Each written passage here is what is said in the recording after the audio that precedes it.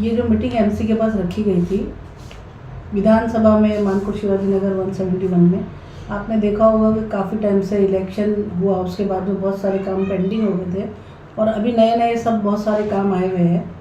तो सबसे पहला मुद्दा तो हमारा रोड का था, क्योंकि अभी जो नया टेंडर निकला है उसका कहीं ना कहीं बिल्कुल काम बराबर नहीं हो रहा है। बहुत सारे रोड नंबर 13 पे आप देखिए, रोड नंबर 10 पे आप देखिए, मतलब बहुत सारे काम जैसे होने चाहिए वैसे नहीं हो रहे। जैसे हम लोगों ने उनके सामने रखा कि जितने यूटिलिटी के काम जितने होने चाहिए वो सारे नहीं हो रहे हैं और रोड बनाते जा रहे हैं आरसीसी, जिसकी वजह से क्या हो रहा है, अभी हमारे कमला रमन नगर में भी आरसीसी रोड बना, लेकिन रोड बनने के बाद में जो स्ट्रीट लाइट है वो बंद पड़ी है, क्योंकि रोड बनाने के टाइम उन्होंने ध्यान नहीं दिया, आरसीसी कर दिया और अंदर से वायर टूटा हुआ रह गया, जिसकी वजह से कमला रमन नगर का आधा पार्ट जो है शाही नाके से लेके मोहम्मदिया मैदान तक ये पूरा बंद पड़ा हुआ था। तो और आरसीसी रोड खोदने के लिए आपको मालूम है एमसी का सैंक्शन लगता है, जिसके वजह से वो काफ़ी टाइम तक रखड़ता रहा काम। लेकिन अब आधी लाइटें बनी है, अभी भी आधी लाइटें बंद हैं। तो हमने एमसी सर को वही बोला है कि देखिए आरसीसी रोड बनने से पहला जो ज़रूरी चीज़ें हैं, खासकर लाइट हो गया और वाटर हो गया, ये सारी चीज़ें, जैसे पानी की जो लाइन है वो ख़राब हो चुकी है, पूरी तरीके से सड़ चुकी है, आगे जाके डैमेज हो सकती है, तो उसको आप लोग कट करके और नई पाइपलाइन डालिए, जिसके वजह से आने वाले दिनों में तकलीफ ना हो और रोड वापस बार बार खोदना ना पड़े। एक तो इशू ये था। और सेकंड, हमारे वार्ड में 11 लॉट के जो शौचालय हैं वो आपने देखा होगा कि बहुत सारी जगह बंद पड़े हुए हैं, क्योंकि ये हलाल खोर बंद हो गए थे, जिसके वजह से इन लोगों ने बीएमसी ने एक सीबीओ फॉर्म किया, और वो सीबीओ ऐसा था कि लोकल लोग ही उसके मेंबर बनते हैं और लोकल लोग को ही उसकी जिम्मेदारी दे दी जाती है कि ये अभी आपका शौचालय आपको संभालना है। सारे लोकल लोगों ने आगे बढ़कर सीबीओ बनाया, शौचालय चलाने के लिए, लेकिन शौचालय में जो मीटर बिठाए गए वो LF2 का मीटर अडानी जो वसूल रहे थे, जिसके वजह से लोकल एरिया पे अगर आप देखेंगे कि हर प्लॉट में 250-300 ऐसे शौचालय होते हैं, और सॉरी ऐसे घर होते हैं, लेकिन हर आधे से ज़्यादा घरों में शौचालय बने हुए हैं, लेकिन जिन घरों में नहीं है सिर्फ उनका जो पैसा आता है 150 रुपये जो भी वो लेते हो वहाँ से, तो वो पैसा जो वो लोग लेते हैं उसके हिसाब से उनका जो मतलब सफाई का खर्चा, पानी का बिल, लाइट का बिल, फिर जो बैठेगा उधर पैसे लेने के लिए, वो सारी चीज़ों का जो मैनेजमेंट है वो नहीं हो पा रहा था सही से। तो हमारी मांगनी थी एमसी सर को कि आधे शौचालय बंद हो गए, जिसके वजह से तो उसका आप जो है डोमेस्टिक जो LF2 ना लेते हुए डोमेस्टिक रेट पे शौचालय का बिल भेजें, ताकि जो चलाने वाले हैं वो कायदे से सीबीओ चला सके।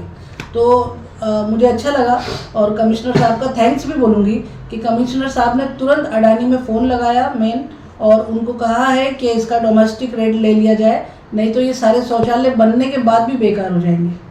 वैसे तो ये सीबीओ बनना ही नहीं चाहिए था, क्योंकि लोगों की खुशी यही थी कि जैसे पहले था वैसे ही बनना चाहिए, लेकिन चूंकि अब बन गया है, हलाल खोर बंद हो चुके हैं पूरी तरीके से, जिसके वजह से सीबीओ फॉर्म की गई, लेकिन सीबीओ पूरी शौचालय चलाने में पूरी तरह से नाकाम है। हमने कोशिश की, फंड लाया, नए शौचालय बना के दिए, लेकिन वो लोकल लोग में से ही है जो चला रहे हैं। तो उन लोगों के लिए भी ये खुशखबरी है कि शौचालय अब नॉमिनल रेट पे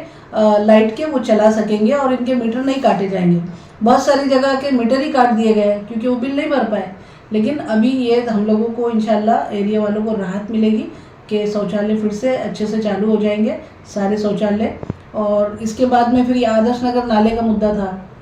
हमने कहा कि आदर्श नगर नाला जो है इसकी जो आदर्श नगर नाले को बढ़ाना चाहिए थोड़ा सा, जो उसकी दीवार होती है, क्योंकि लोग कचरा बड़ी इजीली अंदर फेंक रहे हैं बहुत को। जो नाले साल में 2 या 3 बार साफ होते हैं, लेकिन हमारे यहाँ आदर्श नगर नाला हर हफ्ते साफ करना पड़ता है, तो कहीं ना कहीं लोगों को इजी हो गया उसमें कचरा डालने का। लेकिन इस पे एमसी साहब ने बोला कि ये प्रोविज़न में नहीं है, लोगों को अवेयर करना पड़ेगा। तो आपके चैनल के माध्यम से मैं लोगों को अवेयरनेस करना चाहती हूँ कि आदर्श नगर नाला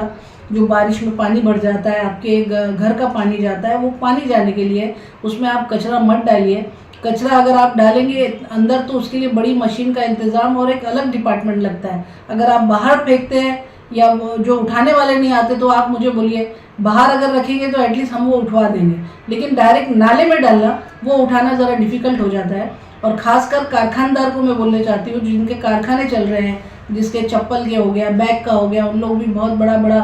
कचरे का बैग भर के उसके अंदर डाल देते हैं। देखिए, आदर्श नगर नाला अगर पूरा भर गया तो बारिश में बड़ी दिक्कत होगी। तो आप सभी लोगों से निवेदन है, हाईवा मास्क लगा हुआ है जूना बस डिपो पे, और यहाँ पे कचरे के डब्बे रखे हुए 3-3 4-4, लेकिन लोग इसमें ना डालते हुए नाले में डालते हैं। ये ठीक बात नहीं है, ये कहीं ना कहीं हमारे लिए बीमारी का भी घर पैदा कर रहे हैं। और इसी के साथ रोड की भी बात हुई, शौचालय और बहुत सारे मुद्दे जो ऐसे जो इस विधानसभा के लिए ज़रूरी थे, वो सारे मुद्दों पे हमारे आमदार अबू आसिम आजमी साहब और उनके सारे नगर सेवक की टीम गई थी। और कमिश्नर साहब को मैंने देखा, बहुत ही पॉजिटिव आंसर उन्होंने दिया और सारे काम इंशाल्लाह बहुत जल्द हो जाएंगे, इसका आश्वासन दिया। बारिश के पहले जितने सेंसिटिव रोड है वो बनाने का आश्वासन दिया, और अल्लाह ने चाहा तो बहुत जल्दी सब हो जाएगा। बस इसी तरीके से आप लोग हमारा साथ देते रहें ताकि हम लोग आगे भी काम करते रहें।